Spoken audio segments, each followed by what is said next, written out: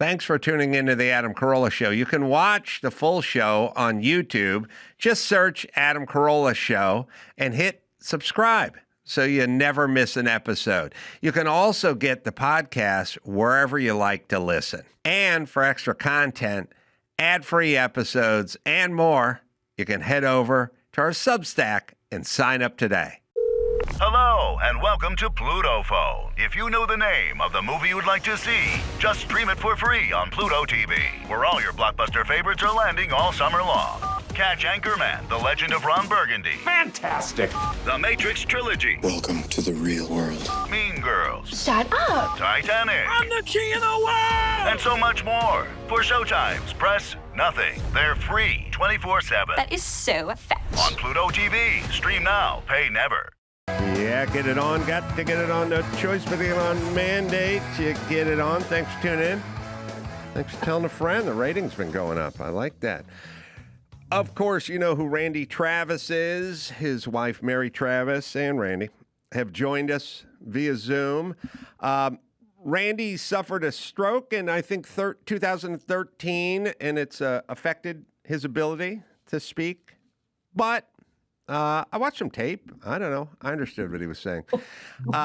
There's a tour coming up. There's albums. There's all kind of stuff. Randy's sold more than 25 million records worldwide. Big part of all our, I don't want to say childhood, just a younger version of us. So good to see you guys. Good to see you too. Thank you for having us. Yeah, so a very interesting story and an interesting story. So Randy, of course, a household name, country singer, paved the way for so many people, sort of ushering in a kind of a new brand of country and traveling, playing, selling millions of records, has a stroke. And what originally was the prognosis with the stroke? The original prognosis, the first day we went to the doctor, they said it was pneumonia, walking pneumonia. The second time we went back, they said full-blown pneumonia. Then it went into, he flatlined, and that's when they feel like he threw the clot for the stroke, but he was in a coma for 3 days when they pulled him out, found out that he had the massive stroke. Then the heart hospital, Dr. Michael Mack, he diagnosed viral cardiomyopathy, which was a virus that hit the heart that shut down the lungs. So it was viral cardiomyopathy that started the whole thing. And how has the rehab and recovery been? For instance, what was the hope? I mean, obviously the original hope is that you live. And then the second one is, you know, will you be able to walk? Will you be able to communicate? Things of that nature. Where was it shortly after the stroke? Well, once they realized that he was paralyzed on the right side, the hope was just, like you said, survival number one after 5.5 months in the hospital. But I think what the prayer was just to have life and be able to live a life that's, we knew it would never be normal again, because anybody that has had a stroke or had a loved one with a stroke, every single stroke is different because there's billions and billions of brain cells that get affected in different ways. So the aftermath is always different. Ours was just that he would not be bedridden and in and out of the hospital the rest of his life as they supposed it would be. And we hadn't been back to the hospital, and we're not bedridden. Nope. And we get to go out and still be with his fans. So I think it's the best that it can be under the circumstances, and we're very grateful for that. So Randy, I saw you were inducted into the Country Hall of Fame, and I think you gave a speech, and you were able to get through that. So what can you? I know you kind of communicate through Mary but what can you say to us? He at the Hall of Fame induction, I gave the speech, but he sang Amazing Grace. Oh, that's what it was. And he sang all 4 verses of it. And I think that just lends to the fact that with a stroke, depending on the hemisphere of the brain that's affected, the music is something that's ingrained. It comes from the memory side and not the conversational side, if you will. So his left side was affected, and that is what allows us to carry on a conversation. Plus, he was left with aphasia, which is the inability for the brain to send signals to the mouth. Even though he knows what he wants to say, he can't say them, and that's aphasia. But he could. I think our internet had some aphasia. Because we had not told anyone that he was going to sing this, because it was up to him. I'm sorry, Mary. Repeat the last 15 seconds. We had a little internet hiccup. I don't remember 15 seconds ago, but anyway, people didn't know he was going to sing during the induction. Yes, we didn't tell anyone, and that was on purpose because I wanted it to be his choice, and if he felt comfortable doing it, since he had not sang in public since the stroke, and this was 3 years out. And he said yes, and he took the microphone and off he went with all 4 verses, and it touched quite a few people that evening. Was before the stroke, was it just a very vigorous touring schedule as well as acting? I mean, people may forget Randy's done his fair share of acting. Let's see, in National Treasure, one of my favorites. The second one, I think I figured out, or somebody figured out around here. But Black Dog, a crazy trucker film with Swayze back in the day. I mean, I guess Randy always had a very theatrical, interesting look, that would lend itself to the big screen. And I guess as a person that goes out on stage every night, you understand performing, and you can kind of translate it. But before the stroke, was it endless touring, just constant touring? It was a lot of touring, a lot of different events that he would be a part of. The award shows, and a lot of the acting. He really enjoyed the acting part of it. He enjoyed the Westerns, being a country boy raised on a horse on a farm, enjoying the guns as far as quick draw and all of the things that he was able to do, running horse mounts. So he was a trick in the bag for a studio and for a movie set, because he could do anything they needed him to do. Drive fast cars and all the things that Randy did as a youngster that he said was a misspent youth, but he said he learned a lot, and those are some of the things that he took to the screen. But yes, it was when we were actually the day that we went to the hospital, and we didn't return home for 5.5 months, but we were packing the bus to go to Canada for a 2-week tour up in Canada. So it was a busy schedule, and it came to a screeching halt. Does and I know there's live dates that you guys are doing now, and I know you have guest singers doing Randy's songs, and can Randy participate in that vocally? Only words. Simple word, the amens and the word. He can words, but not. He's up on the stage with James Dupre that does the singing, unless we're in certain cities and we have guest artists or a local artist that would like to participate in maybe an opening or singing one song. But for the most part, James does the singing along with Randy's original band, that some of them have been with him for 40 years. But Randy is up there, and you can tell that he's orchestrating and directing everything that's going on as far as players kicking in at the right time. And it's fun to watch Randy up there, because he's very much a part of the show itself. How did you arrive at James Dupree? Well, they had done a movie together right before Randy's stroke. We had a producer that had called us and said, I've written a movie and I want Randy to play the older country artist. There's a younger country artist named James Dupree from Louisiana. We said, well, we know of him because Kyle Lenning had told us about him years ago. He said, oh, you got to listen to this kid from Bayou Chico, Louisiana on YouTube. And so we did, and beautiful voice, great kid. Well, I call him a kid because he's half our age, but a beautiful family. And so when they said, who do you want singing?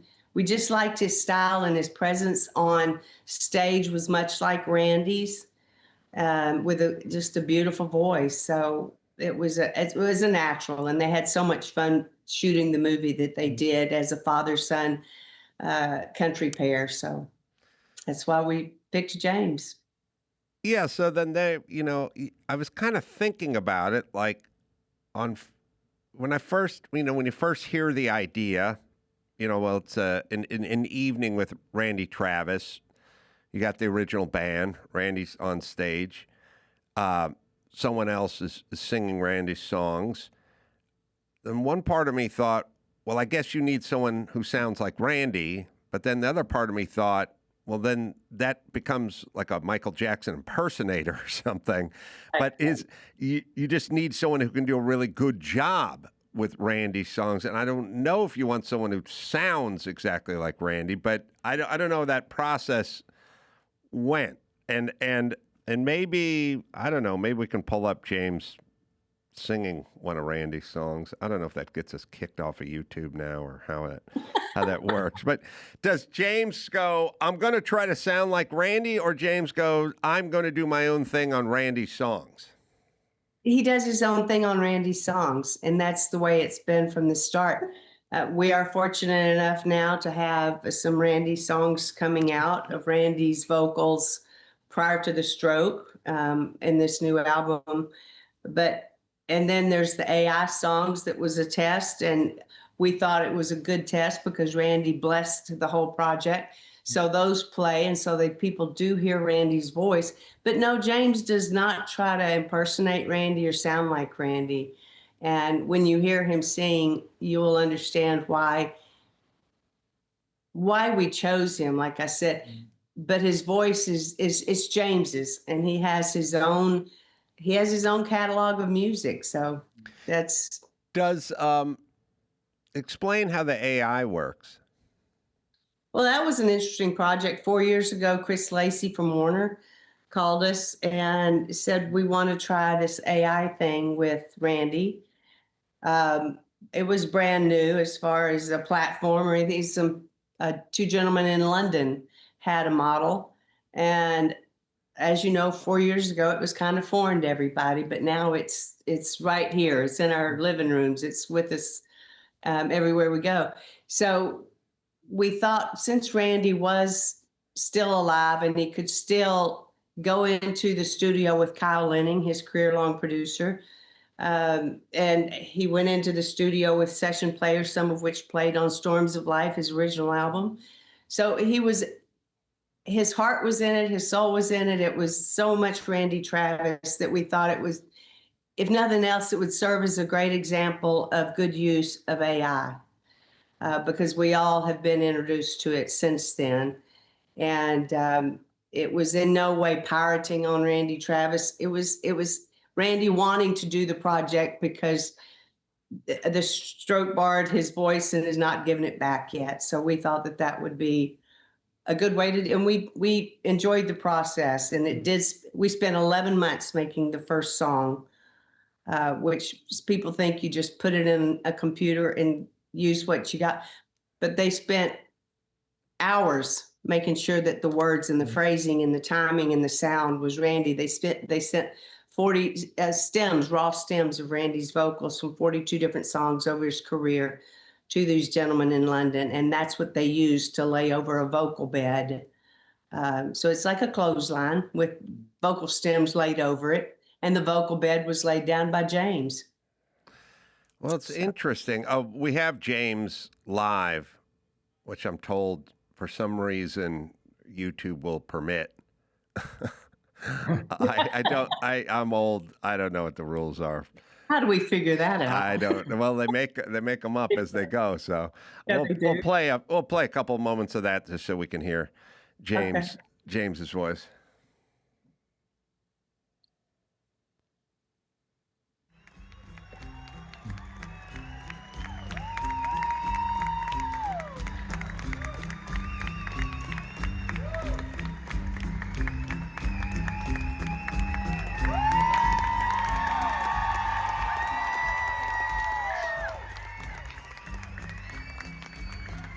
Yeah, he's good. That was hard to tell on that, but yes, he has a great voice. I can tell. Do you ever have females sit in? We do. We have had Emily Ann Roberts. We have had Alexandra Kay. We've had trying to think of other females. Well, yeah, I get it. I mean, the answer is yes. Yes, sorry. No, that's right. I thought it's interesting now that I'm wrapping my mind around it, which is obviously females are not doing a Randy impersonation, but it's just taking the songs and relying on the strength of the songs, which is nice, showing that anybody, regardless of gender, can still dig out a great song.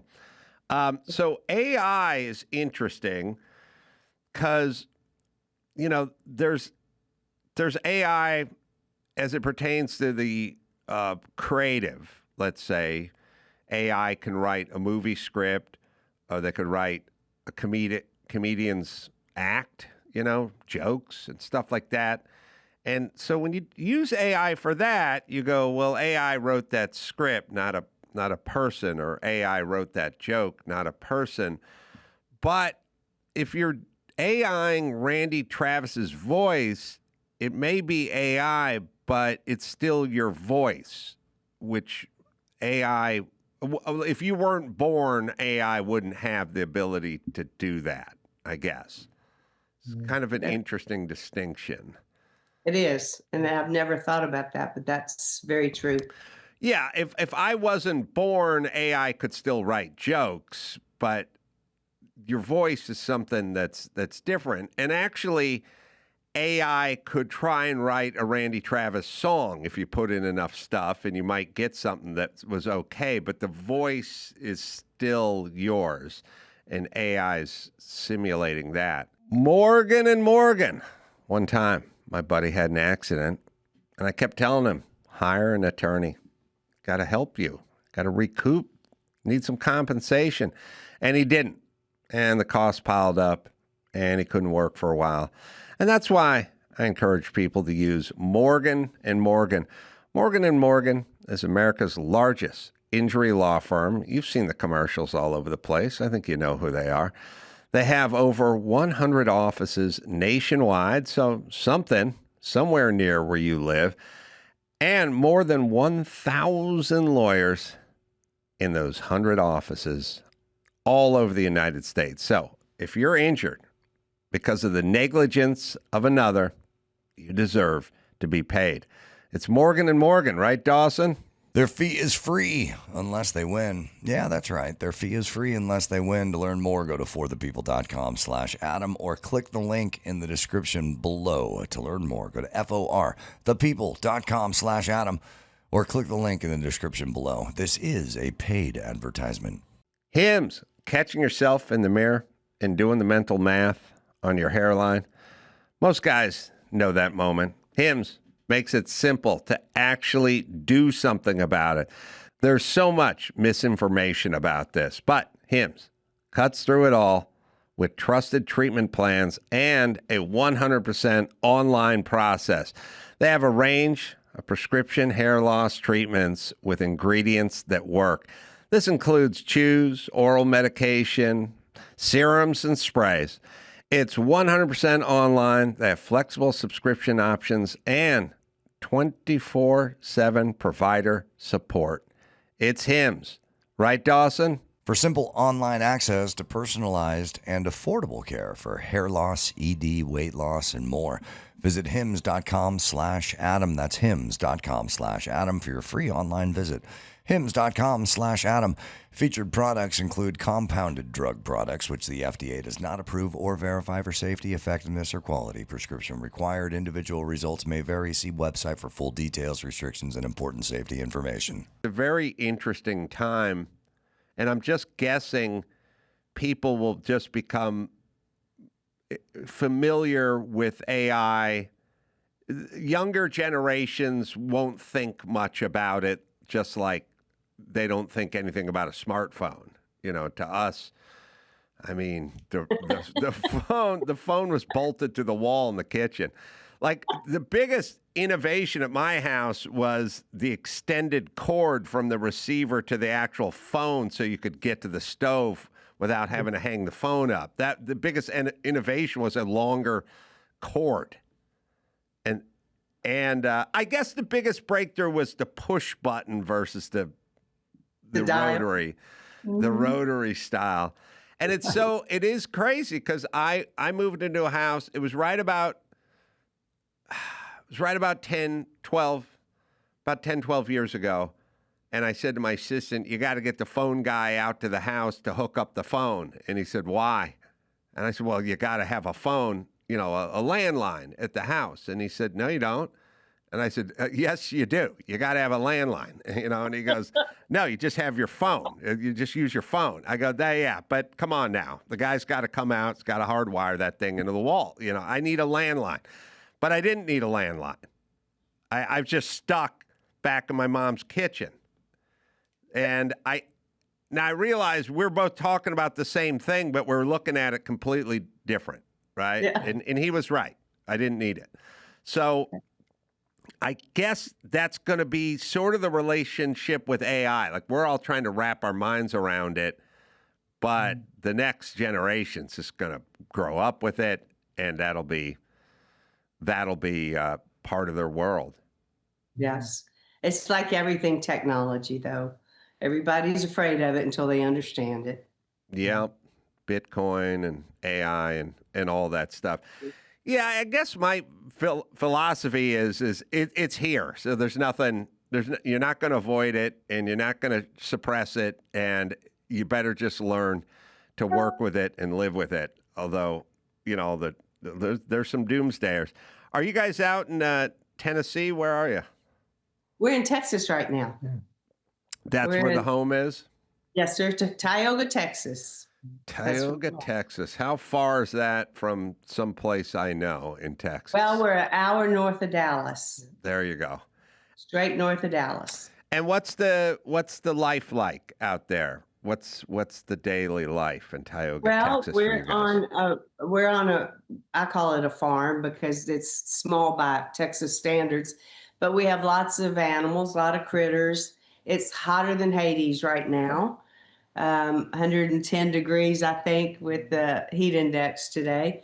But we have cows, horses, donkeys, miniature donkeys, goats, miniature cows, buffalo. So there's wow. Never 2 days alike, and it's home sweet home up on a hill. A miniature donkey is just a big dog, right? I mean, you can't eat it, you can't ride it. It doesn't do anything but be a pet, right? Yard art. Yeah. Schwarzenegger, doesn't he have a miniature donkey? I think he does.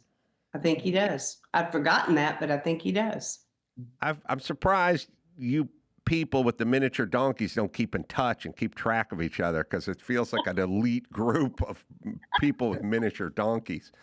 See, I'm from North Hollywood, California. Nobody owned a miniature. Nah, we didn't have miniature or anything. So is it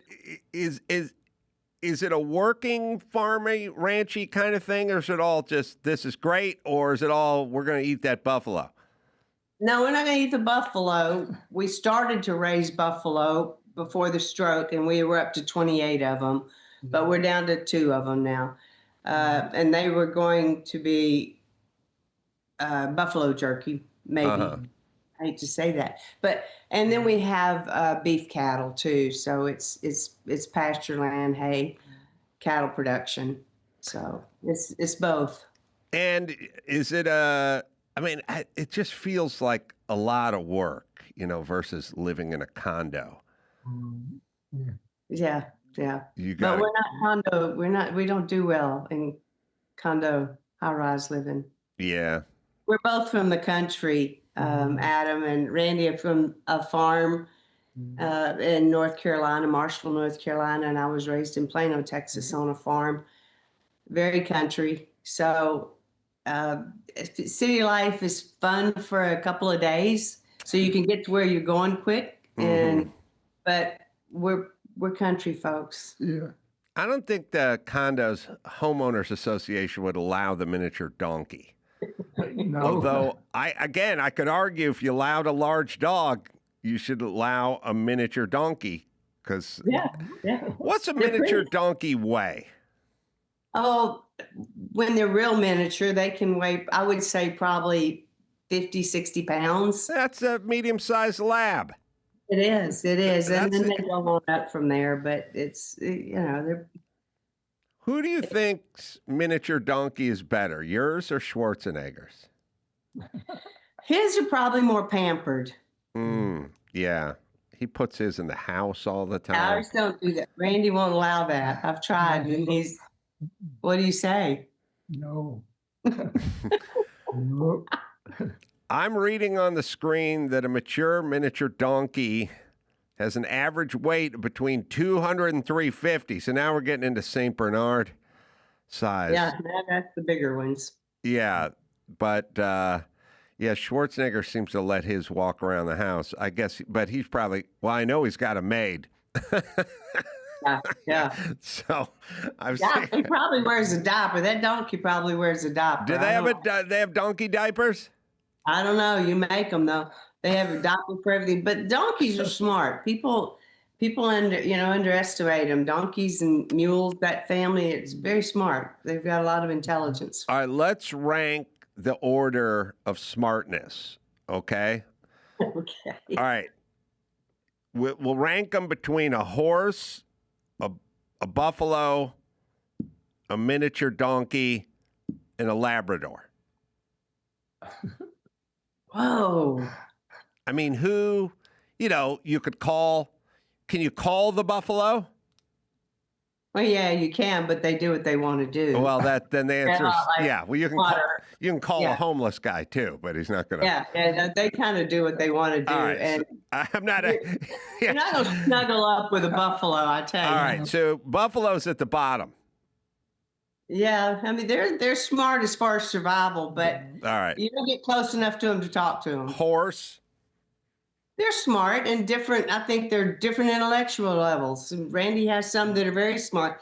He taught Preacher. Preacher knows 14 different tricks. He can lay down, play dead, roll over, smile, say yes or no. Oh, all right. I'm guessing Preacher's the horse, right? Preacher's the horse, and he's pretty high level intellect. All as right. far as- So now we got to put Preacher above the dog, right?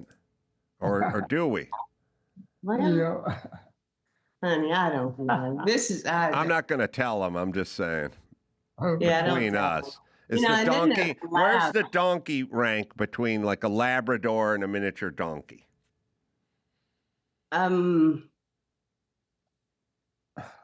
Labs are pretty smart. I love labs. I'm gonna have to go with a lab as far as people in a reaction, but a donkey's they're more intelligent than horses. All right. So let me just get this straight. We got lab, donkey, horse, buffalo. Correct. Okay. That's the way I'd put them. I just want to make a ranking because Okay. it's important. I'm gonna get a lot of people hating me for that. Oh, there's a lot of buffalo lovers out there going to take umbrage. So the buffalo you can't get too close to, even if it knows you, it'll get you. I don't know that. No, it doesn't come after you. I mean, like you see those nightmares in the Yellowstone Park or stuff. No. And I can go in the pasture with them, and they just kind of, say hey. And They mind their own business. You mind your own, but you don't challenge them. You don't try to catch them. Just let them be. They're You don't want to walk up. You don't want to walk up on them. You keep a distance. No, I think you're better off keeping your distance. Yes. What that bison? What's the difference between the buffalo and the bison? I don't know exactly.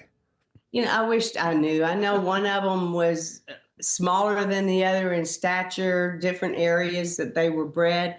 I've never really understood. I mean, the American bison, the American buffalo, I think its size is more than anything.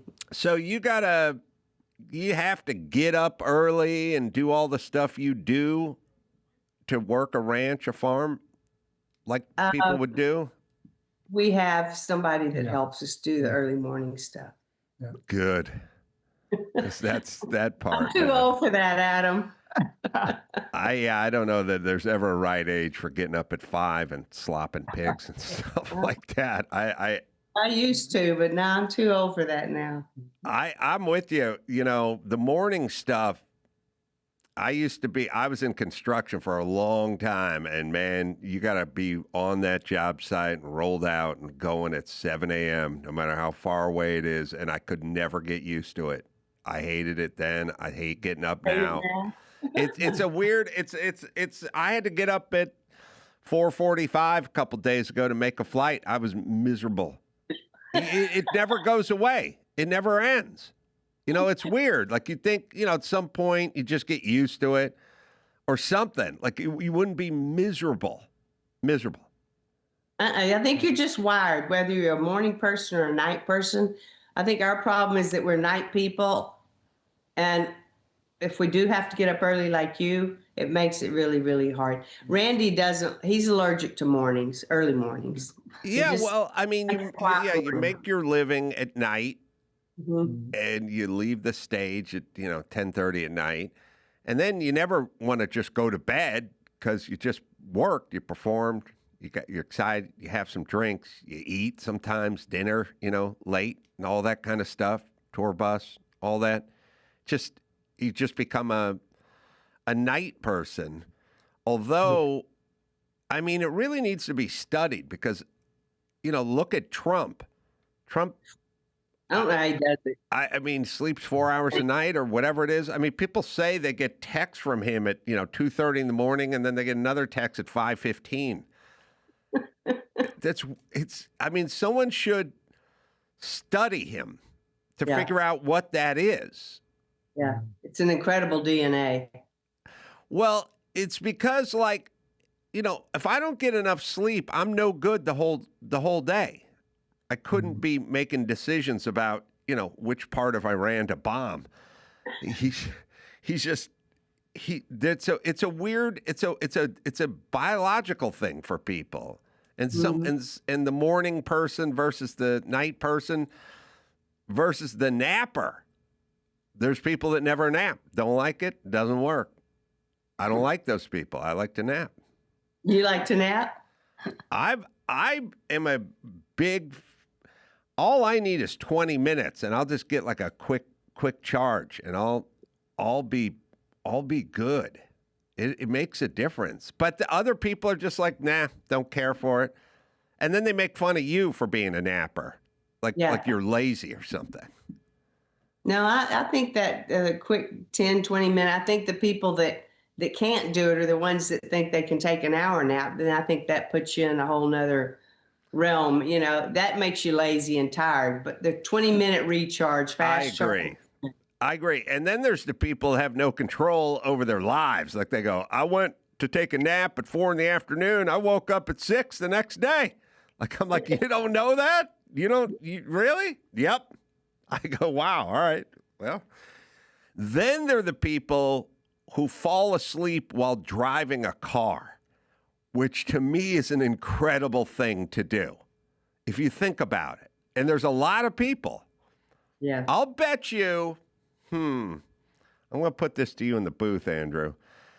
If you get 10 people together and you go, who here out of these 10 people has ever fallen asleep while driving? 3 or 4 people will raise their hand. That's kind of crazy to be driving a motor vehicle and have your brain go, I think I'm going to catch some shut-eye. Yeah, we'll catch a nap here in the Buick, doing 70. I mean, that's kind of incredible thing, isn't it? That people just go, yeah, I fell asleep while I was driving.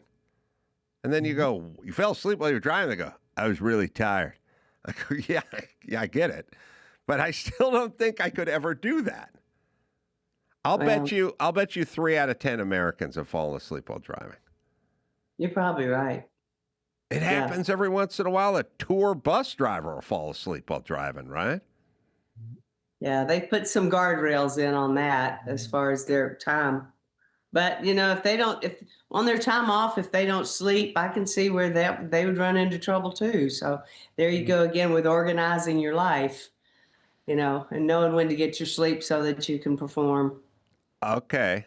According to Google, roughly 40% of adult drivers admit to falling asleep. What'd I say, between 3 and 4? Ooh. And Yeah, 10 people? I'm going to go with my guess. So we got our Buffalo Donkey Power Rankings. We got our info on. This certainly went a different direction than I anticipated. Well, I love it. I'm intrigued about living on that farm. How many acres do you guys have? 325. Yeah. And that's considered small. We're in Texas. And how's the spread? Is the house? It looks nice from what I'm looking at. Up on a hill, and it kind of overlooks the pastures. We are in a hilly area, which is kind of unusual for North Texas because it was all farmland up here at one time, row crop. So most of it on both sides of us, just flat farming type communities. But we are in it's a sandy loam, which they call a horse country area because of the sandy loam soil. And we have trees and hills in Lake Ray Roberts. So it's Randy's little paradise. And was this, obviously you guys are still able to earn and generate income, but you hear a lot about songwriters. Sometimes they kept all their publishing. Sometimes they got screwed by the record company. Some of them go broke. Others played it smart, investments, things of that nature. Can you speak to that? Did that part of the career work? Or did you have some, shady record executive or something like that? Well, with it, I was new to the business as far as that goes when Randy and I got together in 2010. So all that had happened prior to that, I was unfamiliar with it. That was a crash course. As far as earning an income, we are able to in a different way, not to the capacity that he did before, obviously. So we're blessed, but it's not the way that it used to be for him, and it's not the way he wished that it could be. But we're okay with that. Like I said, we're here, we're surviving, we're having a good time, we're enjoying life, we're getting to travel. He's out there with the fans. So as far as the income, the records, and he's been with Warner his whole career, and he still is, which is nice because he hasn't jumped around from label to label. Kyle Lenning is his career-long producer who's still his producer. So that helps keep things, if you will, compact and not so strung out. Mm-hmm. As far as figuring out where all the loose ends, that's unscrambling scrambled eggs daily. Yeah. Yeah, it's a tricky business, and I don't know too many people that get through it without some stories about some unscrupulous manager or agent or some, it's just, it's kind of baked in. All the show business is that way. There's people that get paid for stuff it's less than it used to be. There used to be a lot of people getting paid for a lot of stuff that didn't do any work at all, and just were producers, and their name was on stuff, and they got their beak wet, but you didn't need them. They didn't contribute. They didn't do anything. We had Jimmy Kimmel and I had a manager, and we ended up firing him, but he was a producer on the Man Show, the show we created. And when they did a 5th season of the Man Show without Jimmy and I, who created the show, he got paid for the 5th season and we didn't get paid, even though he'd never done anything on the show or contributed anything at all. And it's just a lot of that. There's a lot of it, but less and less now, because it's a leaner, meaner business model now. And, people are taking it straight to the people, that YouTube and all that. It's just there's not all the people hanging around that are getting paid and not really doing anything. Now you got to do something. You got to earn. Otherwise, you don't just get to live off the fat of the land. It's a different world. I think everybody the teams are leaner. Yes. Yeah. It's that way with all of show business. Mm-hmm. It's just the way it is. And I mean, I guess in a way it's kind of nice that we got to experience the part of it where they just wasted a ton of money on everything, craft service and all the amenities that be on all those sets, and how many, they used to have holding deals and development deals, or you just get paid to stay home. Like literally, like it was free money, big contracts, radio used to pay stuff. What was the first time, Randy, and you must know this story, first time he heard himself on the radio? When was that? When was the first time you heard yourself? Was it on The Other Hand? Yeah. I think the first one he told me was On the Other Hand. He had heard it was going to be on the radio, but he had not heard it. He was going down the road and he heard it. That was when the On the Other Hand released, and it went to number 67. Didn't do that great.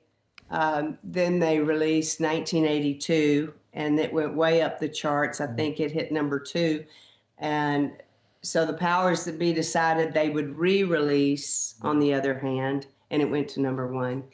It was unusual to re-release by a label, but they had heard the secondary markets down in the South, Texas, Louisiana, Mississippi. They were getting a lot of requests at the secondary market radios for that. So they thought, well, let's try it again. And then, of course, it went to number 1, and it was one after the other. But I think that was the first one he ever heard on the radio.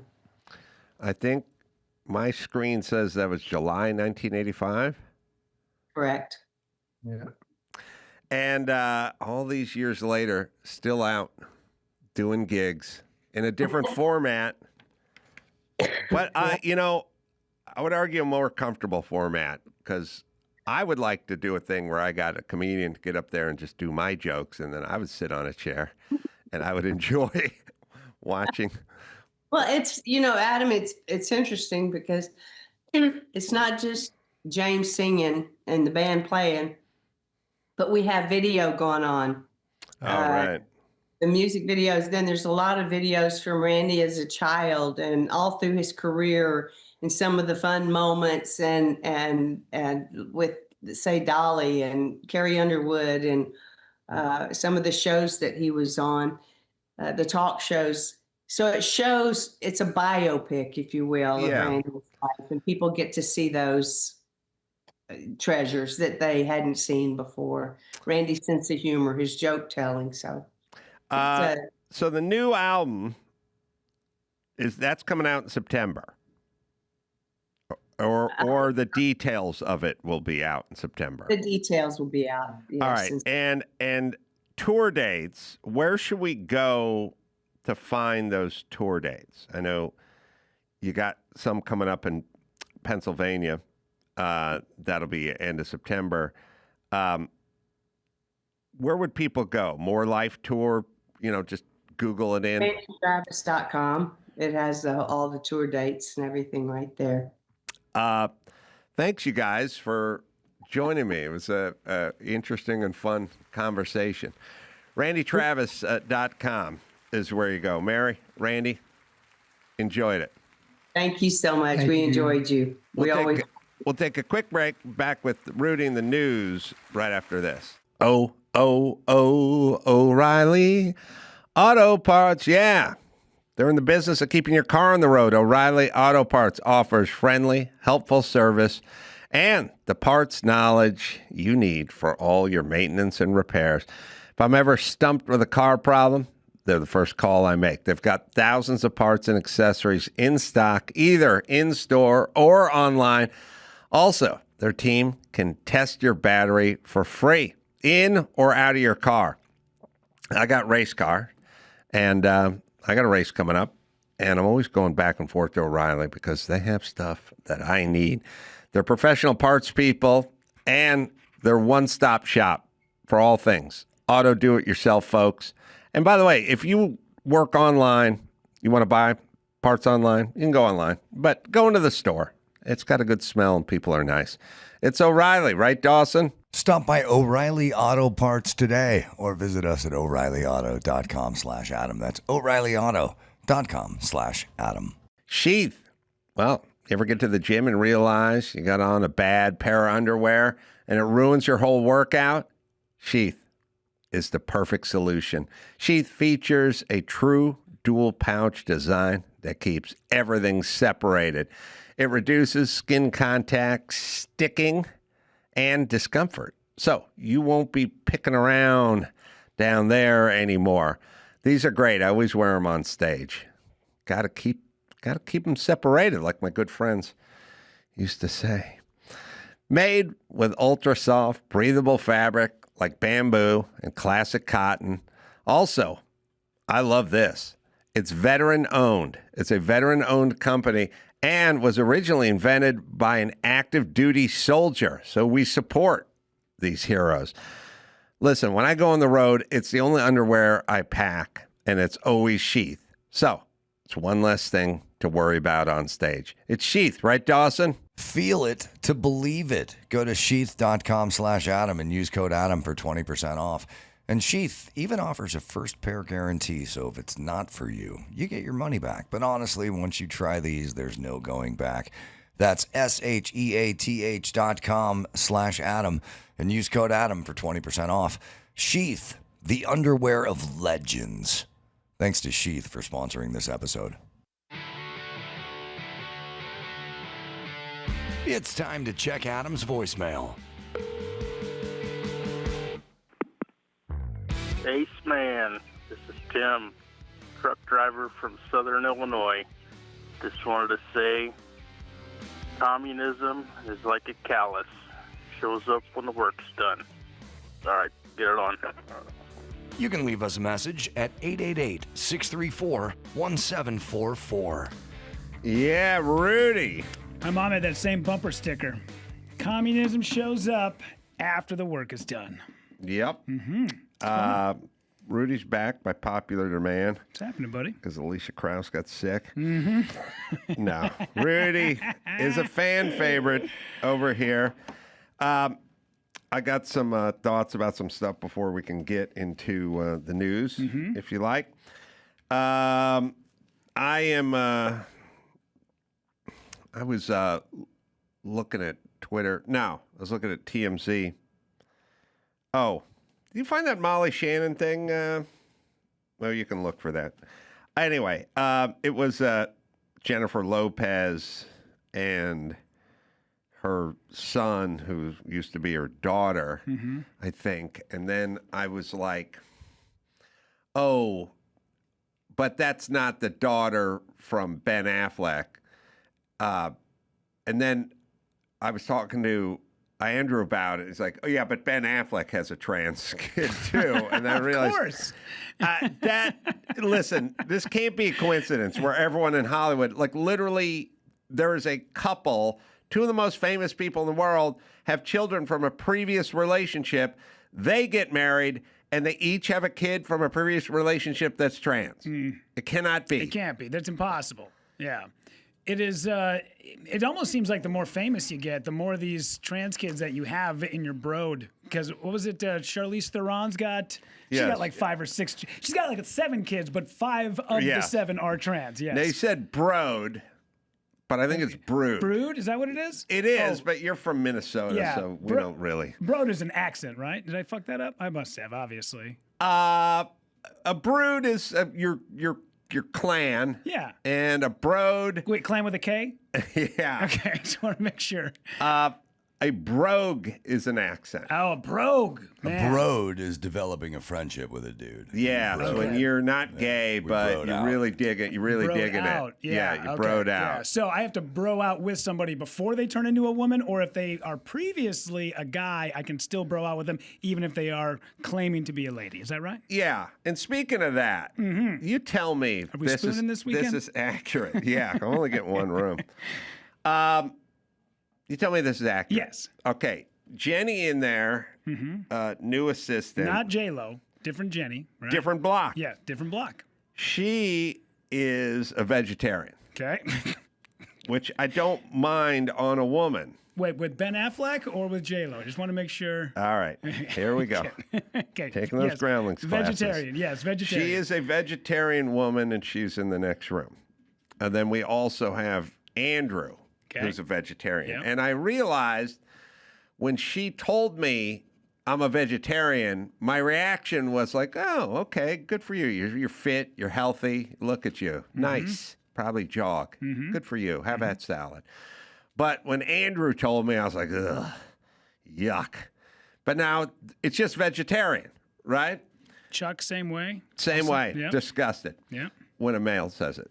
Then I realized I think it's about the same reaction that if you have a girlfriend and the girlfriend says, when I was in college, I kind of got with my lady roommate one night. We're just kind of experimenting. We'd been drinking a little, and you go, yeah?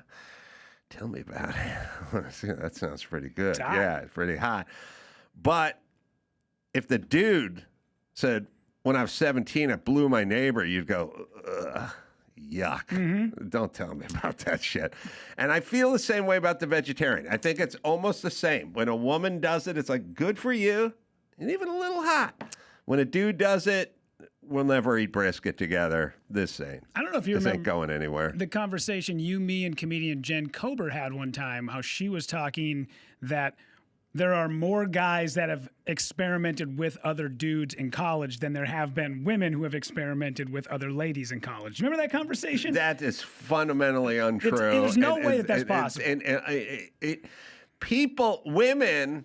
Women who are flexible sexually have no idea how unflexible men are sexually. Like, they'll buy that stuff. Where it's like, well, I knew this dude. He wasn't gay, but he was with dudes. And you're like, nah, gay. You don't realize that when you're straight, the notion, it's really up there with, like, killing a pet. Yeah. Just can't do it. Gross. Would never do it. Not going to happen. It's not in the realm of possibilities. There was an episode, I remember, what was her name? Jenny, the daytime talk show. Not Jenny McCarthy from The Block. She was a blonde who had the daytime talk show like Ricky Lake, Jenny something. But she had an episode where... Jenny Jones. Jenny Jones. Jenny Jones. She had an episode where a couple had been dating for a while. He wanted to tell her some information. She wanted to do the same. She came out and said, when I was in college, I dated a woman for about 6 months. And he said, well, that's what I wanted to tell you, that I made out with my roommate, another man, when I was a freshman in college. And she said, okay, well, we're done right here. This is it.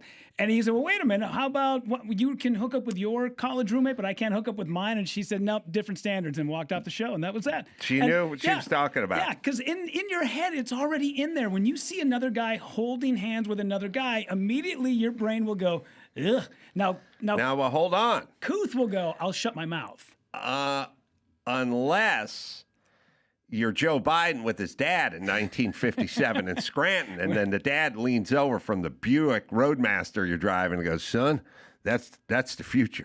Those two fellas making out on the corner, which I'm sure is a true story. It has to be a true story. Yeah. Because if Joe Biden said it, it's definitely 100% true. His dad was the tip of the gay spear. I know that sounds gay. Early. Super progressive, like guys from Scranton were in the 50s who ran Chevy dealerships. All those guys, they were the most progressive. Yeah, all their gay rainbow flags outside the Chevy dealership. That's the future. Is there a Joe Biden clip, Andrew, of the Joey, that's the future kind of thing? That's the greatest thing ever. All right. I have a theory, and Molly Shannon from SNL brought it into sharp relief the other day when she was getting her Walk of Fame star. She was telling a story. And what I've learned with women and with dudes who think like women is they tell you how they felt, but they're not telling you how they felt. They're saying a person said this. So they'll do a thing.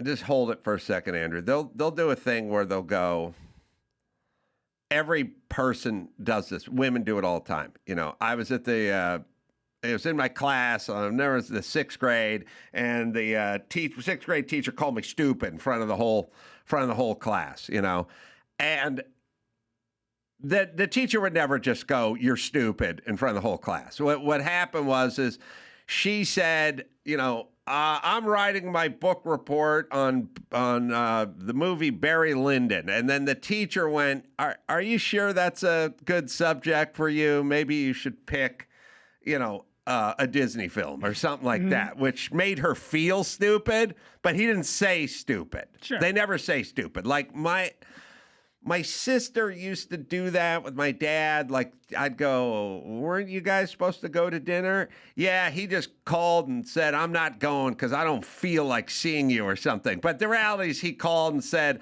I'm not feeling good today.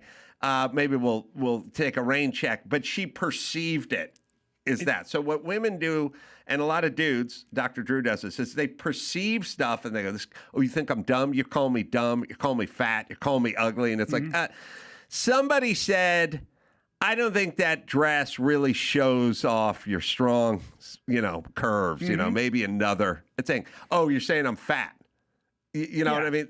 But then we'll say, as years wear on, that designer said I was fat. That designer didn't say you're fat because the designer would never say that. No. They would say, let's get another dress on that's a little more flattering to your shape or some version of that. Yeah. Now, he could be thinking you're fat. Sure. But he'll never say it. Yeah. So Molly Shannon gave her speech, and I think this is chick think going on, but we'll listen to it. Always a sound issue. I was auditioning, but I wasn't booking any jobs. So one day I decided to spend all my waitressing money on new headshots, new colored headshots. And the photographer looked at me through his lens and he said, why are you so ugly? This is a true story. And my heart sunk. I was devastated, but I chose not to let other people's opinions define me and not listen to him. And if you don't believe in karma, that photographer now makes his living running a dog hotel right down the street. Oh, he's a successful business owner? And he cleans up dog for a living. Have fun, bitch. All right. Now, he took her money because he's a photographer. That's how he makes his living. And then he met her at the door and they talked about different shots or angles or different Z cards or whatever they were doing. And then he got behind the lens to take the shots and then popped his head up and said, you're so ugly. Why are you taking pictures? He didn't know she was like a comedic actress or anything. And we did have like Phyllis Diller and Ruth Buzzy and, you know, we had a lot of Paula Poundstone, of comedic actors that weren't spokesmodels, females back then. Now, there was no possible way that guy popped his head up and went, why are you so ugly? No. There's no way. And also, it shows that no woman, no matter SNL cast, how much success, Walk of Fame, it's always what you look like first, no matter what. Like it's kind of their version of money. Like everyone, all the socialists and all the everybody who just says, I don't care about money, they're always wearing a Rolex. They're always wearing an expensive suit. You know, they all want to drive a Lexus or a Mercedes. Like there's no one who just truly says money, money, money. You know, Bernie Sanders has 3 houses. You know, he wants to fly private. You know, there's nobody. They talk and they talk and they talk about money and not needing it, not caring about it or providing or getting it from Elon or whatever. At the end of the day, they all want the fucking Rolex in the sports car. Like it never.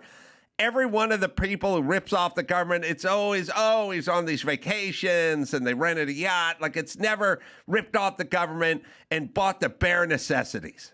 Yeah, every spouse who's ever said, I don't care about money. Well, it's the only thing we argue about. So my ex said she didn't care about money. Nobody spent money more than my ex. Yes. Nobody fucking wasted more money or fucked up my money more than her. She didn't want to thank me. Yeah. So she said, I don't care about money. And now, while she's squandering money and living in a mansion, she can then say, she doesn't have to thank me because she announced she doesn't care about money. Sure. But she wants the expensive version of everything.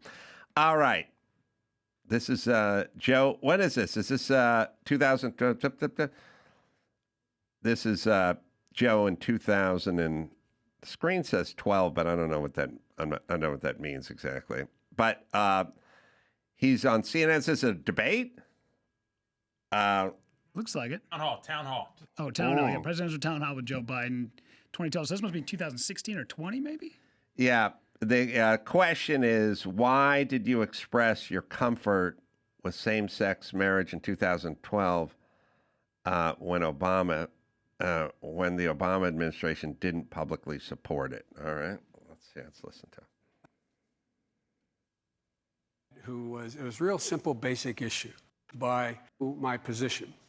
I was raised by a dad it was a real simple, basic issue. I remember getting out of a car when I was trying to be dropped off at the local city hall to get a job to be the only white employee in the east side of town in the neighborhood, in the projects. Good. as a lifeguard. And as I got out, there were 2 guys in the corner in Rodney Square, they call it, which is the sort of corporate capital of the world. It's where the Chancery Court and all that is. And these 2 guys, well-dressed, this was back in 1960, probably 1963. And I'm revealing I'm almost as old as you. By the way, can you pause it for a second? Remember when dementia was setting in and every fuckstick on CNN was going, well, he has a stutter. And I was always like, I don't hear him stutter. What stutter are we talking about in the past? What we're doing is we're comparing Joe Biden from 10 years ago to Joe Biden of today, or Joe Biden from 25 years ago to Joe Biden of today. We're trying to figure out an A and a B because it seems like he's affected. And they're going, he has a speech impediment, he has a stutter. Except for I never hear the fucking stutter. It's just one more CNN lie about his speech impediment stutter that is somehow explaining his glazed over look and inability to form thoughts. Yeah, lifelong politicians don't have stutters. Right. Or maybe he did when he was with his dad. But let's hear the story. Sorry. You have more pepper in your hair than I do. I have a hell lot less hair. But look, and my dad was dropping me off so he'd go around the block, I'd run and get the application. And 2 well-dressed men kissed one another as I was opening the door. And I hadn't seen that before. And I turned around, and one walked off to the DuPont building, one walked off to what used to be called the Hercules Corporation. And I looked at my dad, and he just looked at me and said, it's simple, honey. They love each other. It's just basic. There's nothing complicated about it. That's how I was raised. Now, they didn't left out the rest of the story. Now let's go get a fire extinguisher, piss into it, pump it up, get in the bed of a pickup truck, and I'm going to spray these homos. That was the part he always leaves out. So it's simple. This is the 1961. He's explaining about fellas, and that's his dad. Drop him off so he can save black people from drowning. Yeah. See, we got there. That's a twofer. I'm going to save black people from drowning because I'm the only white dude willing to go work with the black people. And it's also a couple of gay guys, but it's simple. They love each other. And I'm sure guys back then in Scranton would make out on the corner all day long. It was a gay safe and haven. then head to your high-end corporate gig. Just walk into the DuPont building over there. That's how it worked. Back when you'd get fired. Scranton. Yeah. Yeah. All right, sorry. This is from 2019. By the way, the guy dropped off a lot in like 4 years, which is basically what we're saying, CNN. I want to hear it one more time. I want to hear him kissing, then making out. Now, what year? He was a lifeguard. You know, he had to go deal with Corn Pop, who was a bad dude. Remember that? Remember Corn Pop? Had to deal with him. He was a bad dude. He was a bad dude. So he had to be that. I mean, we have to be talking about the late 50s, early 60s. I don't know. We try to do the back math because he's working as a lifeguard, not when he's 25. He's working for a lifeguard when he's 17. Yeah, and wasn't he just talking about getting the application in 61? The Civil Rights Act was 64, and they have a white guy lifeguarding at the black pool? Oh, yeah. Remember that time he went to South Africa and got arrested? That must have been right after. He demanded. Okay. Now it all makes sense. Yeah, demanded Mandela be freed. He was the only one there too. who could swim. So, I mean, if. Yeah, okay, nope, never mind. Yeah, this is like 59. Yeah. Yeah. I got it. 59. All right. I just want to hear him say it one more time. But Barack knew my position. I was raised by a dad it was a real simple, basic issue.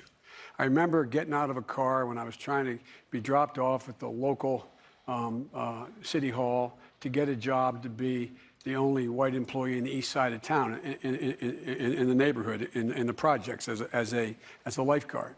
And as I got out, there were two guys in the corner in Rodney Square, they call it, which is the sort of corporate capital of the world. It's where the Chancery Court and all of that is. And these two guys, well dressed, this was back in 1960, probably 1963.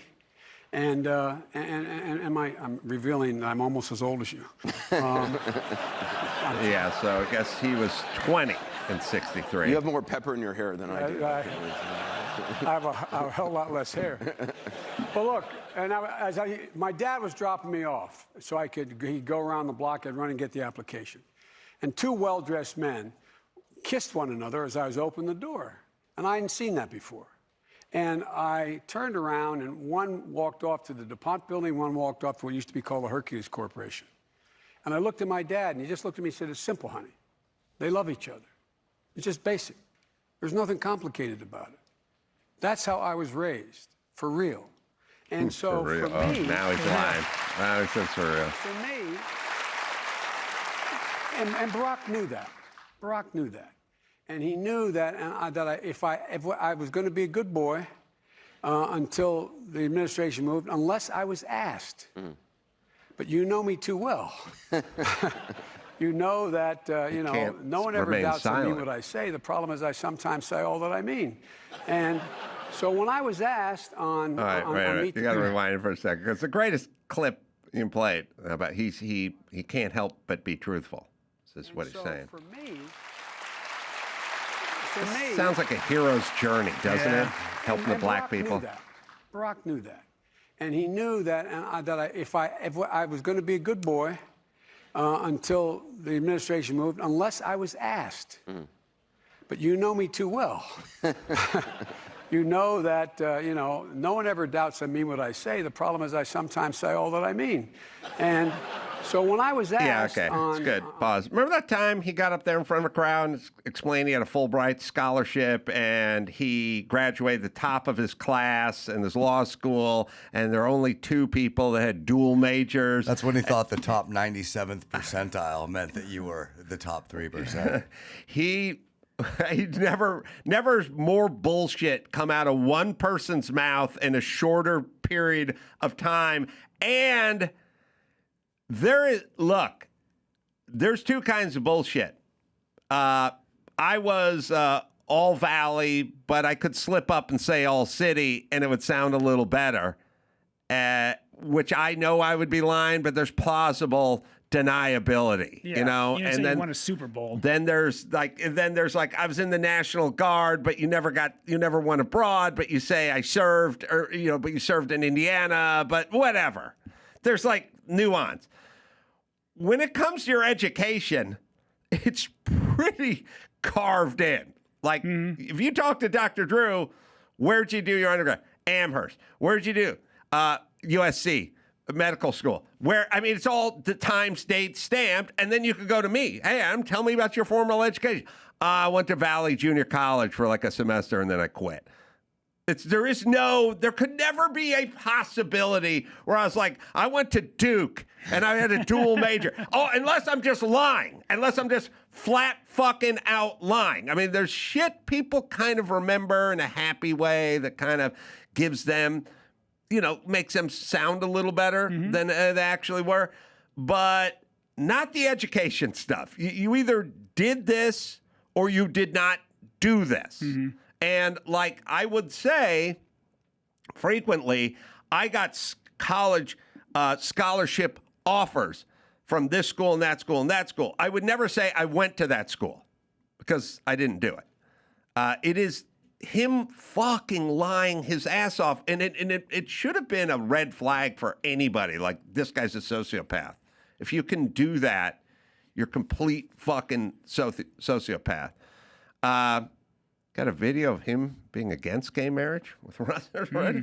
Of course. Can't go any other way. Tim Russert, yeah. Yesterday and tomorrow in the Rose Garden to talk about a constitutional amendment to ban gay marriage. Think about this. The world's going to Hades in a handbasket. We are desperately concerned about the circumstance relating to avian flu. We don't have enough vaccines. We don't have enough police officers. And we're going to debate the next 3 weeks, I'm told, gay marriage, a flag amendment, and God only knows what else. I can't believe the American people can't see through this. We already have a law, the Defense of Marriage Act, where we've all voted, not where I voted and others said, look, marriage is between a man and a woman, and states must respect that. Oh, man. Nobody... Pause it. His dad must be rolling over in his grave, right? Because he was such a champion of gay rights from the 50s. That's got to be rough for his dad. Have to hear that. Everyone at that pool is like, that's not the lifeguard I remember. That's right. right. If you listen closely to that story, too, he tells you how his father interacted with him. He said, honey. Yeah. In love, which really throws a wrench into the thing for me. Like, wait a minute. Are you sure he was like an ally, or maybe he was the G of the LGBT? And he usually talks about Joey. All right. Should we do a little news with Rudy? Let's do it. Hello, and welcome to Pluto Phone. If you know the name of the movie you'd like to see, just stream it for free on Pluto TV, where all your blockbuster favorites are landing all summer long. Catch Anchorman, The Legend of Ron Burgundy. Fantastic. The Matrix Trilogy. Welcome to the real world. Mean Girls. Shut up. Titanic. I'm the king of the world! And so much more. For showtimes, press nothing. They're free 24/7. That is so fetch. On Pluto TV. Stream now. Pay never. Perez Hilton, you may have seen this name we haven't heard much of over the last couple of years. His alarming TikTok live stream caused the platform to speedily alert law enforcement and permanently ban his account despite reports. The stream continued for a half hour. I don't know if you saw any of these photos or any of the video. He was on a live TikTok taking a knife and running it across his body and cutting himself, not just a couple of slices over the forearm, but deep lacerations. Finally, at some point, the Miami-Dade police show up. Law enforcement sources confirmed the victim was indeed Perez Hilton, who is now undergoing a psychiatric evaluation at the hospital. Yeah. He's got a kind of complicated life.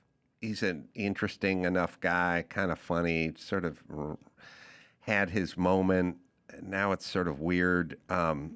I don't even want to see the video. No. But he's been on a few times over the years on the radio show. I think a lot of people aren't feeling sorry for him because of how he made his living and the people he sort of outed and things of that nature. But I don't know. He's got kids through a surrogate, I believe, maybe times a few, and you just sort of wish him Godspeed. Yeah. Like, it'd be different if this was his moment in the sun still, but it's not. He's kind of on the back side of it. And I was talking with Nick out in the hallway about the stuff that he said about Britney Spears, not only before, but after her episode when she shaved her head and then went full penguin with the umbrella and stabbed the reporter with it.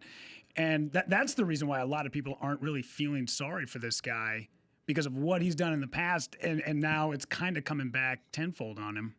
Yeah, I mean, look, I guess here would be my thing. I am loving every video I see of somebody talking shit about Aaron Rodgers for not getting vaccinated and getting very sanctimonious about it, and then rubbing it in everyone's fucking face. Anything COVID, fuck you. Let's rub it all in everyone's face 24/7. I'm down with it 100%.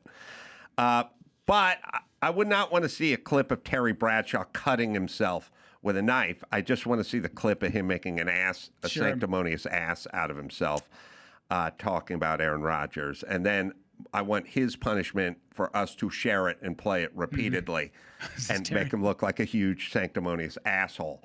And I feel that way about all things COVID.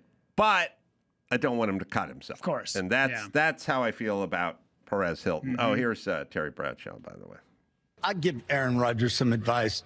It would have been nice if he'd have just come to the Naval Academy and learned how to be honest. Yeah. Learn not to lie, because that's what you did, Aaron. You lied to everyone. I understand. Pause it for a second. Listen. Of course you lied. People do this all the time. They go, oh, why didn't Fauci just get up there and tell the truth? Because he'd be put in prison if he got up and just told the truth. We do this. It drives me nuts. Just get up there and tell the truth. You can't. Aaron Rodgers tried to lie because you and the rest of society were forcing him to inject a substance into his healthy body that he did not want to inject. And he knew that he didn't need to inject it, and he also knew it wasn't going to harm any of his teammates or any of that. If someone said to me, hey, Adam, we need you to do this shot of purple liquid, otherwise you can't podcast anymore, then I would go, and I realized the liquid may harm me and I did not need it to podcast, then I would come into work and I would report, hey, did you take your purple shot? Oh, yeah, I did. Now let's get to podcasting. Because all I want to do is get the fuck back to work. That's all Aaron Rodgers wanted to do. He wanted to be left alone and go back. He didn't lie because he's a liar. He lied because you forced him to take an experimental vaccine that he, of all people, healthy, strong, and young, he didn't need that fucking vaccine like I don't need a butt plug. Well, come on now. We're going on the road this weekend. Right. Come on. An abacus. Thank you. All right, let's get a little more accurate here. I need a fucking Chinese dictionary. Yeah. Nobody needed the vaccine less than Aaron Rodgers, except for maybe Kylie Irving or Novacek or Jovic, the tennis. Nobody needed that vaccine less than those three guys, and they knew it. So they lied. Yeah. Or he lied because he's like, I want this to go away. I want you to leave me alone, but I don't want to take your bullshit experimental vaccine. But let's listen to what Terry... I hate it when people force people into lying and then go, he lied. Yeah, he fucking lied because you made... You know who lied? Every Jew who told a Nazi he wasn't a Jew in 1942. Yes. They're all liars. Liars. Yeah. Okay, go ahead. You Nazis forced people to lie. You understand? Okay. Be honest. Yeah. Learn not to lie, because that's what you did, Aaron. You lied to everyone. I understand, immunized. What you were doing was taking stuff that would keep you from getting COVID-19. You got COVID-19. Ivermectin is a cattle dewormer. Sorry, folks, that's what it is. That's another fucking We piece are a of divided shit nation lie. politically. We're a divided nation on the COVID-19, whether or not to take the vaccine. And unfortunately, we've got players that pretty much think only about themselves. And I'm extremely disappointed in the actions of Aaron Rodgers. All right, now eat a dick, Terry. And by the way, this horse paste stuff, Yeah. really not knowable. Yeah. Unknowable. No one, you have a phone. Just fucking Google this shit, and then 13 seconds later, you'll know it's not horse paste. Why? Do you really? We're now at the point where we just don't want to know shit? Like, yeah, been 5 years. How many times do you hear, oh, Joe Rogan was telling people to take horse paste? Look it up. It takes 2 seconds. there is a brush for a horse, and then humans use brushes as well. That's how it works. God damn. It's been given to 3.7 billion times to human beings, ivermectin. But we couldn't, Terry Bradshaw can't avail himself of that fucking information. So eat a dick, Terry. Yeah. Good. Have fun, Internet. Have fun. The other part I love about that Rogers clip when he brings it up, everybody on that show, on the McAfee show, everybody is going, yeah, agreeing with him. And then he goes, how many times did your network? And they're like, oh, you were talking about ESPN? Oh, shit, never mind. No. And they go, whoa, hang on a second. They were Let's not go too far. firing Sage Steele. They fired someone who didn't get vaccinated. Again, young and healthy. Jesus fucking Christ. All right, what else you got? So, woke astronomer warns that lunar colonizers that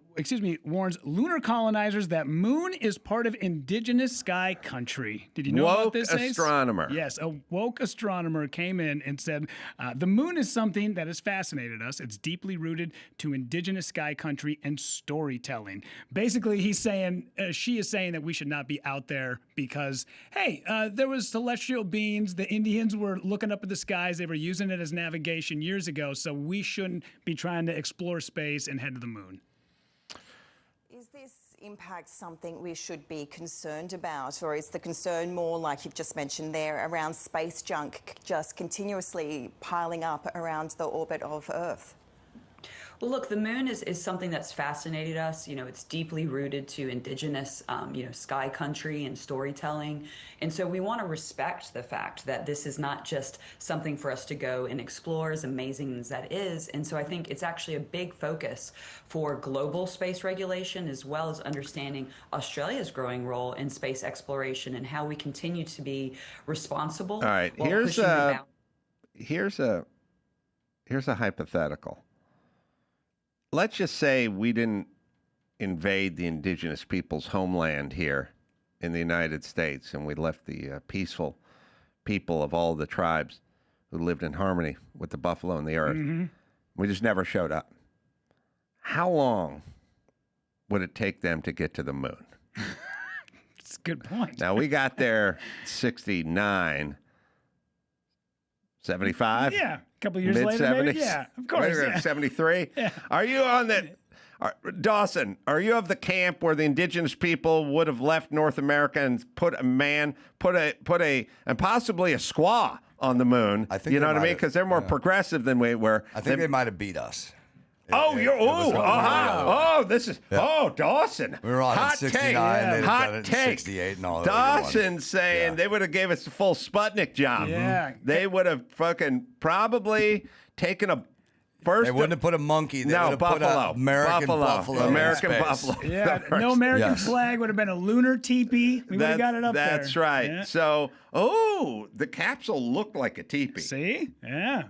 That probably was ripped off from the indigenous people, too. All right, so let's just do this. We landed in 69. Verify that, Andrew. I'm pretty sure it was 69. If we had not invaded their homeland, those tribes would have put together a rocket program and been up. Dawson says pre-69. Yeah, one guy would have looked at it and said, that's cattywampus. Yeah. Change that, and then they'd change it and it'd fly. Mm-hmm. Do it. Now, I'm sorry, Dawson, as much as I love the technology that they brought us. Sure. I'm still going to say it'd be a few years later. I mean, we had the best and the brightest over there in NASA. I'm going to say 74. The indigenous people would have landed a person on the moon. what year was it? Was it 69 that we got there? Yeah. Okay, I go 5 years later in 74. What do you go, Rudy? Yeah, I would say, I would probably be around there, say 76, 77. Mm-hmm. Yeah, a couple years after that. Uh-huh. Yeah, because so you go before. No, I go after you. Oh, 77. 77. Oh, Yeah, I go after 77. you. Yeah. Yeah. Yep. You know why? Lots of advanced materials. Yeah. You know, lots of magnesium and aluminum and high temp yeah, stuff. Sure. I mean, also- rare earth materials that have to be mined. It takes a little longer to wrap the module in buffalo hide, because that's All right, what. now you're making a mockery of my. I had a very I'm legitimate curious, though. question, though. I'm curious. but we can all agree before 1980, yes, the indigenous people here would put a man on the moon and possibly a woman, because again, they'd be more progressive than we would be. Would have rode that thing bareback all the way through the stratosphere. Again, It's funny making how jokes. it's funny how the conservatives get blamed for being xenophobic, and yet here's this person, and she's saying indigenous people. Indigenous is a term that just means you're on the land that your people were from. Indigenous people in Finland used the moon to navigate the seas. What about them? White, too white. Yeah, Not gonna way work. Too white. Yeah. Also, Billie Eilish, when she accepts her next award on the moon, she is going to let us know it's stolen land that she's standing on. Here's a real question. If not for World War II, would Germany have beat us to the moon because we had their rocket scientists? We cherry-picked them during World War II, after World War II. They were moving ahead with the rockets, and they had a head start on us. Then we carpet bombed them and fire bombed them, and now they had no money, no infrastructure, no whatever. We cherry-picked their rocket scientists, and then we did it.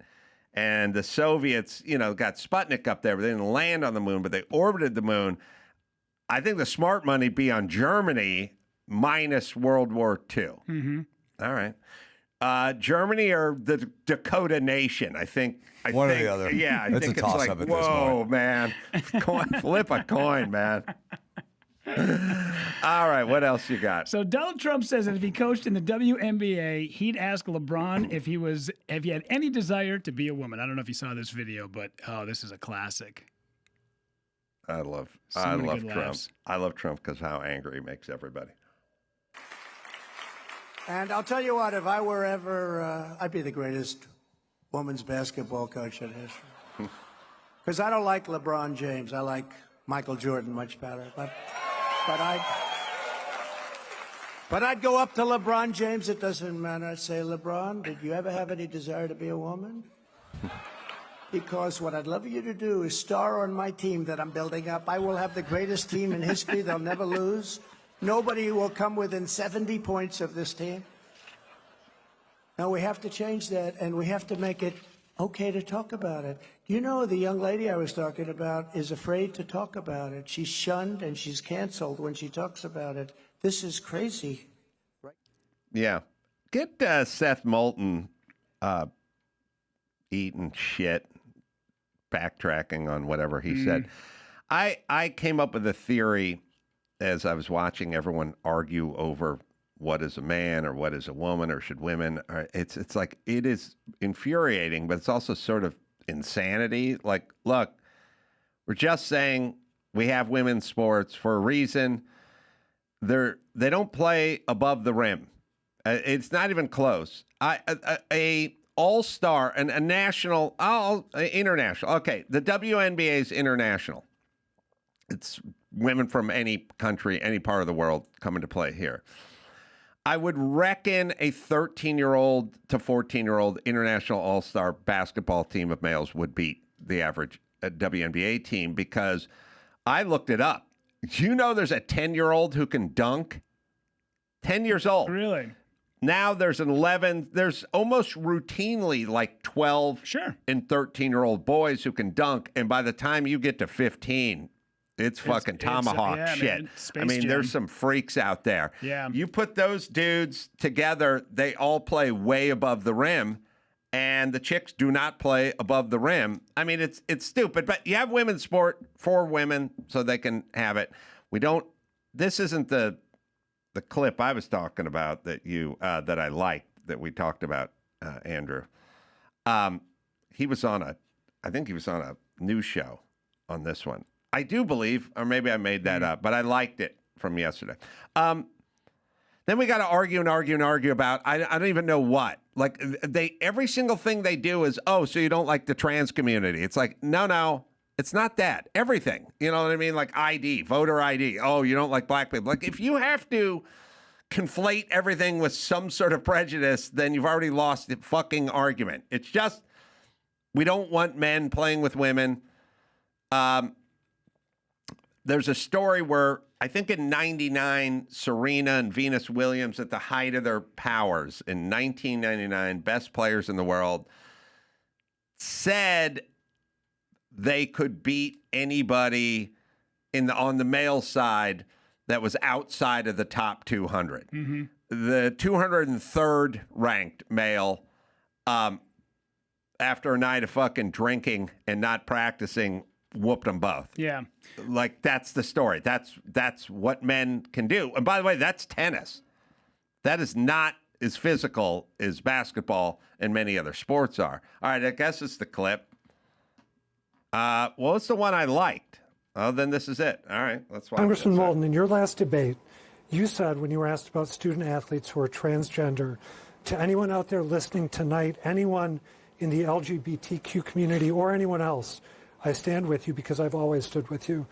But after the last presidential election, you said, I have 2 little girls. I don't want them getting run over on a playing field by a male or formerly male athlete.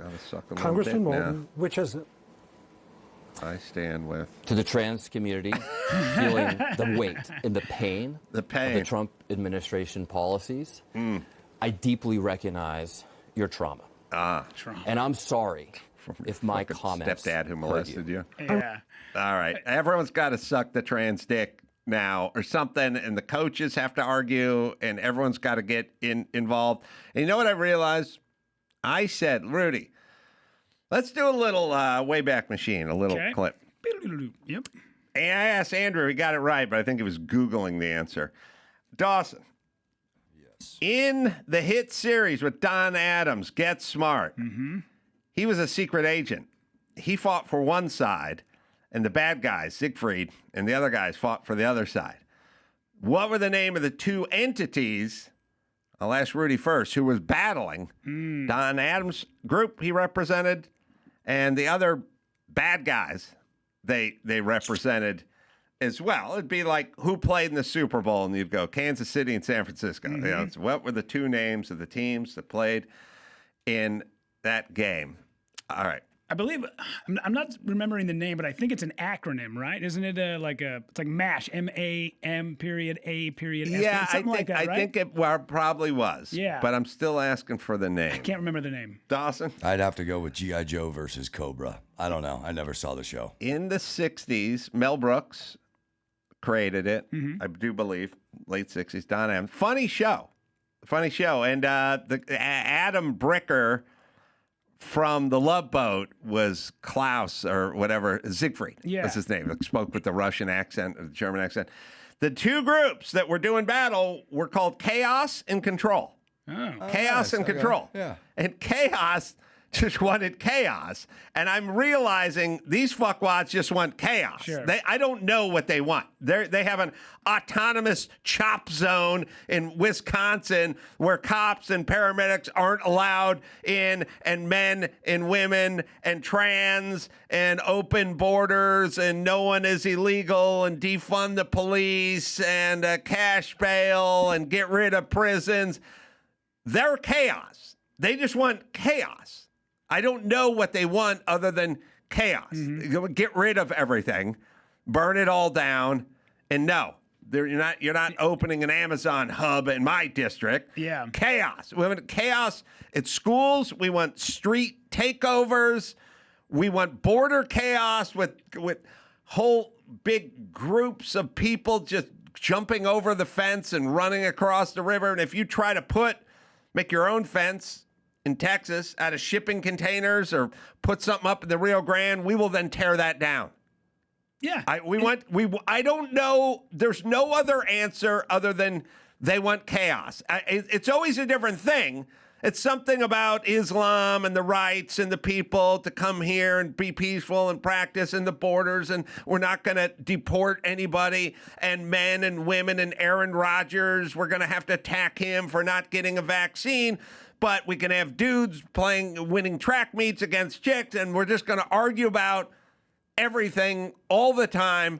Chaos. That's all. You go to downtown LA, it's chaos. You go to downtown Portland, it's chaos. It's just homeless and trash and boarded up shit. And the other side was called control. They wanted to stop the chaos. And even when they talk about chaos, it's not necessarily lighting buildings on fire, and it's not controlled districts. Excuse me, like the district you're seeing right now. Is this Wisconsin or is this Seattle? I feel like that's It's supposed to be Wisconsin. Wisconsin, is that what it is? So the other part of it is... They don't... Sanitation workers are coming in to try to clean up their garbage, and they're attacking the sanitation workers. But this is chaos. You know, we're going to make a barricade out of office chairs and trash bins that at some point we're going to have to pay someone to clean. Yeah. Or haul your trash. What do you want? What is it you want? You're going to go out and fight ICE. What do you want? Stand in front of a van, bitch? Like, you just want chaos. Yeah, the other aspect of chaos is when Sophie Cunningham comes to Minneapolis and the coach of the Minnesota Lynx says, well, we just need to educate her. Why do you need to? Why is she wrong? She's not wrong about anything. Just because she doesn't agree with you, I all know. of a sudden, I now know. you're Yeah, right? why don't you open up camps? And if you have those camps, you could educate young women on what women are and what men really are. And while we're at it, we could have a little kiosk so we could be educated about COVID and misinformation and disinformation. And then we could get a czar of mis and disinformation so they could then control dangerous ideas pertaining, if there's another COVID type breakout, who's going to control the ideas? Yeah. We're going to need that. Fauci's retiring. So he's gone, but who's going to take Fauci's place and who's going to help inform us? Someone's going to have to show up on CNN and lie. Mm-hmm. You have to figure that person out. Yeah, we just need to be educated. By the way, they love fucking education. Of course. Education, the college campus is where everyone gets their fucking brain scrambled, you idiots. That's why we have chaos. That's where you get all these retards. If the WNBA was going to sign a transgender player, I don't know if you saw this. This just came up, but social media users are calling on the WNBA to sign transgender French basketball player Julie Titart, who averages 21 points per game. Now, watch this first layup as she drives in the paint, substantially bigger than everybody else on that court. It just blows her right off the court. I love that she does the chest bump with her mate, because that's a dude thing. So this person was, not only do they average 21 points per game. Last year, I had it in front of me. I should have printed it off, but they won like Player of the Year, Defensive Player of the Year, had the most points, most rebounds, averages 20 rebounds a game. If the WNBA was really all about what they say they are, they would have already gone down this route and signed somebody who is at that level. We need to be educated. By the way, I don't feel like there's anything I need less education about than the trans situation. It's all I've heard. I could go with, the Hoover Dam or the Golden Gate Bridge or World War I. Nonstop tranny talk over the last decade. I feel really schooled up, like super educated. All the celebrities whose kids are trans. I know way more about trans. Listen, I like vintage Datsuns. You guys don't know shit about vintage Datsuns. I know a lot about trans. I'd like to find the average trans progressive person to tell me I need to be educated about the trans, and I'd go, all right, let's have a little competition. You tell me what you know about vintage Datsuns, and I'll tell you what I know about trans. Yeah. And I guarantee that I'm going to whip your ass right now. Yeah, although it would be nice if Trump was the coach of a WNBA team. Could you imagine him bringing in all these players, putting wigs on them, LeBron and James? Well, okay.